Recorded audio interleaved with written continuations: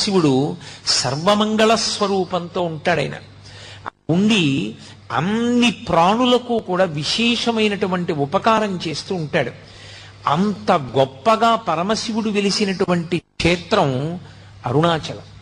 మనం ఎక్కడికైనా శైవ క్షేత్రానికి వెడితే ఆ శివాలయంలో ఉండేటటువంటి శివలింగం ఏదుంటుందో దాన్ని మాత్రమే ప్రధానమైన శివస్వరూపంగా భావన చేస్తాం. ఉదాహరణకి మీరు కంచి వెళ్ళారనుకోండి, ఏకాంబరీశ్వరలింగము అని ఆ కాంచీపురంలో ఉండేటటువంటి పృథివీలింగమే గొప్పది.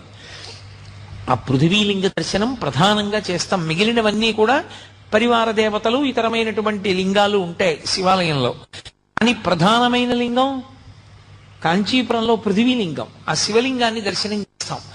అరుణాచల క్షేత్రం దగ్గరికి వచ్చేటప్పటికి మాత్రం ఒక్కడే శివుడు అరుణాచలంలో ఉన్నటువంటి